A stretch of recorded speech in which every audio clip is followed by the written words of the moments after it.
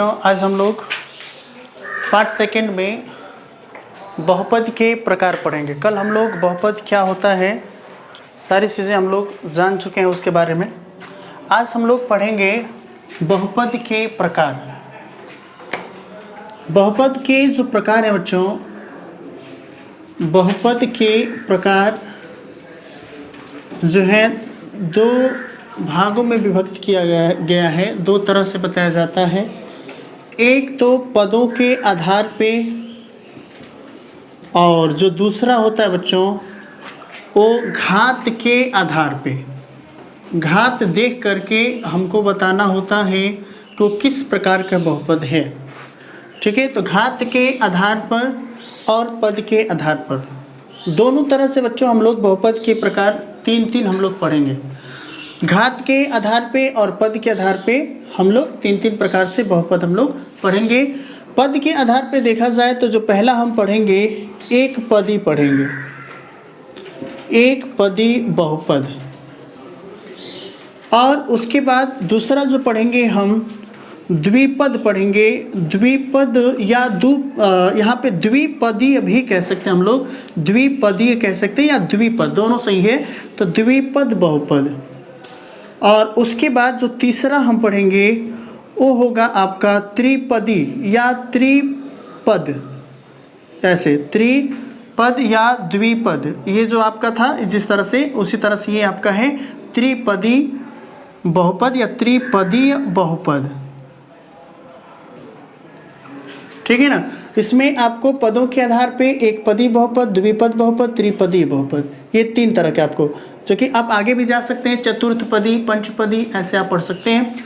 लेकिन आपको मात्र तीन समझना है, बाकी आगे आवश्यकता अनुसार आप देख लेंगे। चार पद होंगे तो चतुर्थपदी आप कह सकते हैं।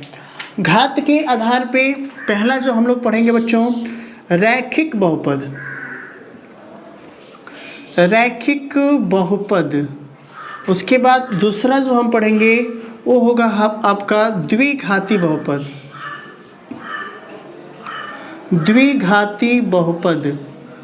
और उसके बाद जो तीसरा होगा बच्चों वो होगा त्रिघाती बहुपद, त्रिघाती बहुपद। बहुपद को बच्चों आप बहुपद के प्रकार में केवल नाम से आप समझ जाएंगे कि कौन सा द्विघाती है, कौन सा त्रिघाती है, कौन सा रैखिक है, कौन सा एक पदी बहुपद है और कौन सा द्विपद बहुपद है या कौन सा त्रिपदी बहुपद है।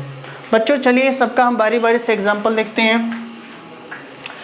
पहला जो हम लोगों ने लिखा है पदों के आधार पर, पदों के आधार पर जो हम लोगों ने लिखा है यहाँ पे एक पदी बहुपद। अर्थात ये नाम से समझ में आ रहा है कि वो बहुपद इस प्रकार होगा जिसमें केवल एक ही पद होगा। एक पदी वो बहुपद इस प्रकार होगा जिसमें केवल एक ही पद होगा। ठीक है, उसे हम एक पदी बहुपद कहेंगे। जैसे मान लीजिए यहाँ पे लिख दिया जाए 5x या 3x या 7x या 5y। आप देख सकते हैं यहाँ पे एक पद है, यहाँ पे एक पद है, इसमें एक पद है, इसमें एक पद है। तो जो एक पद वाला बहुपद होगा बच्चों उसे हम एक पदी बहुपद कहेंगे। ठीक है, उसके बाद द्विपदी, द्वि का अर्थ होता है दो। संस्कृत में द्वि का अर्थ होता है दो, अर्थात जिस बहुपद में दो पद होते हैं उसे द्विपद बहुपद कहते हैं। जैसे यहाँ पे लिख दें 3x + 7। देखिए यहाँ पे मैंने कल बताया था आप लोगों को पार्ट 1 में कि प्लस और जो माइनस होता है किसी भी बीजीय व्यंजक को पद में विभाजित करने का काम करता है। तो यहाँ पे 3x एक पद है और 7 भी एक पद है, 1 और 2 कुल मिला के 2 पद हैं, इसलिए इसको हम द्विपद बहुपद कहेंगे। ठीक है, उसके बाद त्रिपदी बहुपद, तो जिसमें 3 पद होंगे, 3 पद वाले बहुपद को त्रिपदी बहुपद कहते हैं। अर्थात इसमें हम 3 पद अभी देखेंगे। जैसे मान लीजिए यहाँ पे मैं लिख दूँ 5x² + 6x + 7। ये आपका बहुपद है बच्चों। और बहुपद में भी पद के आधार पर अगर देखा जाएगा तो इसमें 1, 2 और 3 कुल मिला के 3 पद हैं, इसलिए इसको हम त्रिपद बहुपद कहेंगे या त्रिपदीय बहुपद कहेंगे। ठीक है, फिर एक बार रिपीट करते हैं। पद के आधार पे बहुपद के 3 प्रकार हम लोग देखेंगे। एक पदी बहुपद, वह बहुपद जिसमें एक पद होता है उसे एक पदी बहुपद कहते हैं।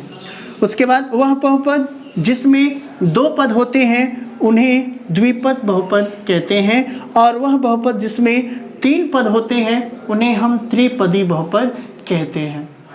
ठीक है, वास्तव में आपसे ये परिभाषा नहीं पूछता है, लेकिन ये इन सब चीज़ों के बारे में आपको जानकारी रहनी चाहिए।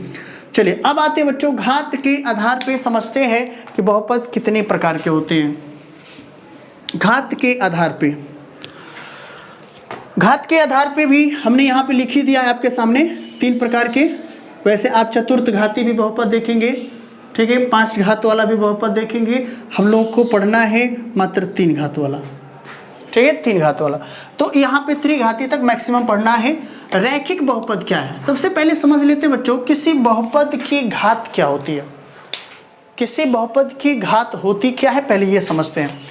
देखिए, किसी भी बहुपद में जो सबसे उच्चतम घात होती है बच्चों, किसी भी बहुपद में जो चर की सबसे बड़ी घात होती है उस बहुपद की घात कहलाती है। ठीक है, देखिए जैसे मान लीजिए ये आपका जो बहुपद है 5x² + 5x + 7 है। इस बहुपद में जो चर है बच्चों वो x है, और x की जो मैक्सिमम जो पावर है, जो सबसे बड़ी घात है, वो बच्चों 2 है। इसलिए इस बहुपद की अगर घात आपसे पूछा जाएगा तो आप 2 बताएंगे।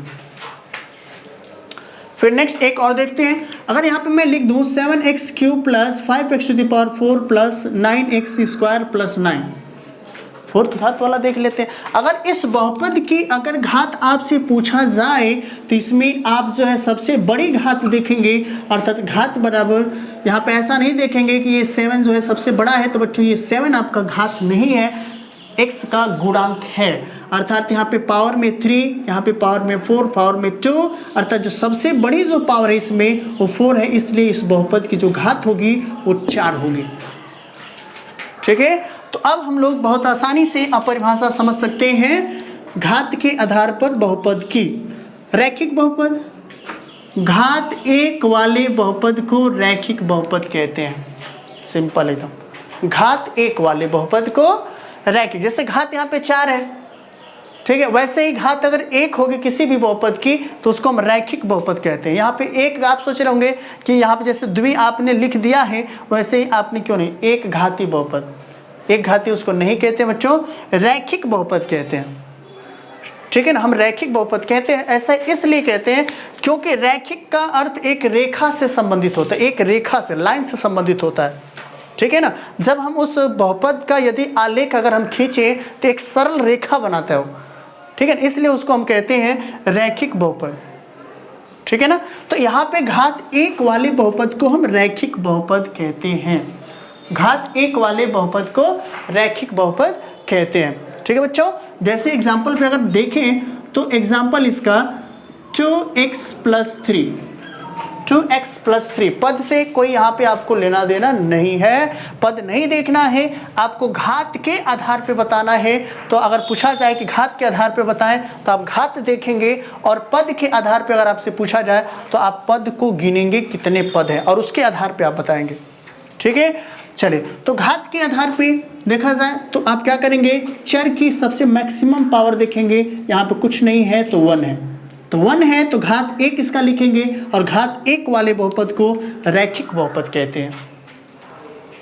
ठीक है, उसके बाद आते हैं सेकंड पे, द्विघाती बहुपद। द्विघाती बहुपद क्या है, तो यहाँ पे आप बताएंगे घात बराबर 2, अर्थात घात 2 वाले बहुपद को द्विघाती बहुपद कहते हैं। घात 2 वाले बहुपद को द्विघाती बहुपद कहते हैं। अर्थात यहाँ पे एग्जाम्पल में अगर देखा जाए तो 2x² + 5x + 7, अर्थात यहाँ पे चर x है और x की सबसे बड़ी जो घात है बच्चों यहाँ पे 2 है, इसलिए इसको हम कहेंगे। तो बच्चों यहाँ पे द्विघाती बहुपद में मैक्सिमम पावर देखिए यहाँ पे 2 है, 2x² + 5x + 7 जो बहुपद है, इसमें जो सबसे बड़ी घात इसमें चर की है वो 2 है, इसलिए इसको हम द्विघाती बहुपद कहेंगे। ठीक है, और उसके बाद त्रिघाती, नाम से ही समझ में आ रहा है, त्रि का अर्थ होता है 3, अर्थात घात 3 वाले बहुपद को यहाँ पे लिखेंगे घात बराबर 3, अर्थात घात 3 वाले बहुपद को त्रिघाती बहुपद कहते हैं। अर्थात एग्जाम्पल के तौर पे अगर देखा जाए तो 3x³ plus 5x² plus 9x plus 7, तो यहाँ पे देख सकते हैं जो यहाँ पे चर की जो सबसे बड़ी घात है वो 3 है, इसलिए हम इस बहुपद को त्रिघाती बहुपद कहेंगे। ठीक है, तो एक बार और रिपीट करते हैं, कुछ एग्जाम्पल्स देख लेते हैं और आप मेरे साथ अभ्यास करेंगे। देखिए कैसे, पद के आधार पे भी और घात के आधार पे भी। चलिए स्टार्ट करते हैं। जैसे मैं यहाँ पे लिख दूँ 9x² प्लस 3x प्लस 7, ठीक है। अगर मैं आपसे पूछूं घात के आधार पे, तो घात के आधार पे अगर पूछा जाए तो तुरंत आप उस बहुपद में जो चर है उसकी सबसे बड़ी पावर आप देखेंगे। अर्थात चर की जो सबसे बड़ी घात है, देखिए x की पावर 2, अर्थात x का वर्ग, यहाँ पे सबसे बड़ी घात 2 है, घात बराबर यहाँ पे 2 है, इसलिए घात 2 वाले बहुपद को द्विघाती बहुपद कहते हैं। तो घात के आधार पे इसको हम द्विघाती बहुपद कहेंगे, द्विघाती बहुपद। ठीक है बच्चों, और पद के आधार पे अगर पूछा जाए, पद के आधार पर अगर पूछा जाए बच्चों, तो आप पद को गिनेंगे 1, 2 और 3। इसमें 3 पद हैं, इसलिए इसको हम बच्चों कहेंगे त्रिपदीय बहुपद, या त्रिपद भी कह सकते हैं, त्रिपदी बहुपद। ठीक है, चलिए कुछ बहुपद और समझते हैं। एक बहुपद बच्चों होता है शून्य बहुपद, ध्यान दीजिएगा, शून्य बहुपद। शून्य बहुपद क्या होता है बच्चों? जिस बहुपद का मान शून्य होता है, जिस बहुपद का मान शून्य होता है उसको शून्य बहुपद कहते हैं। देखिए कैसे, अगर मैं यहां पे लिख दूं 0x² प्लस 0x प्लस 0, तो ये बहुपद है, ये बहुपद है, ये बहुपद है। और इसमें अगर देखा जाए तो यहाँ पे 0x² का अर्थ ये हुआ, इसके शून्य हो जाएगा, ये भी शून्य होगा, ये भी शून्य होगा, इस बहुपद का जो मान होगा बच्चों शून्य होगा, इसलिए इसको हम शून्य बहुपद कहते हैं। 0x² प्लस 0x प्लस 0, या ओनली 0x² भी अगर हम लिख दें तो ये भी आपका शून्य बहुपद है, क्योंकि इसका जो मान है वो शून्य के बराबर है। ठीक है ना, तो इसको हम शून्य बहुपद कहते हैं। उसके बाद एक चीज और, एक आता है बच्चों अचर बहुपद। बस आप बेसिक ध्यान से देखिए, बेसिक के आधार पे आप चाहेंगे तो एक्सरसाइज जो 2.1 है आप कर सकते हैं, 100% कर सकते हैं। एक होता है बच्चों अचर बहुपद। अचर बहुपद, अचर बहुपद क्या है बच्चों? जो भी अचर संख्याएं होती हैं, अर्थात 3, 4, 5, 1, 2, ये डॉट डॉट डॉट, ये जो है आपके, ये अचर बहुपद कहलाते हैं। ठीक, क्योंकि ये अचर है, ठीक है, अचर हैं और इनको हम कह सकते हैं अचर बहुपद। तो आप सोच रहे होंगे कि बहुपद कैसे हो जा रहा है, ये 5 आपका बहुपद है क्या? इसमें तो कोई आपका अलजेब्रिक लेटर नहीं है, इसमें कोई अलजेब्रिक लेटर नहीं है, ठीक है, तो ये बीजी व्यंजक है ही नहीं, तो ये बहुपद कैसे हो रहा है? तो ये बीजी व्यंजक इसमें है, ठीक है, वो अप्रत्यक्ष रूप से है, आप उसको समझिए। बच्चों अगर मैं 5x⁴ यहाँ पे मैं 0 लिख दूँ, ठीक है, तो इसका वैल्यू 5 के इक्वल ही रहता है।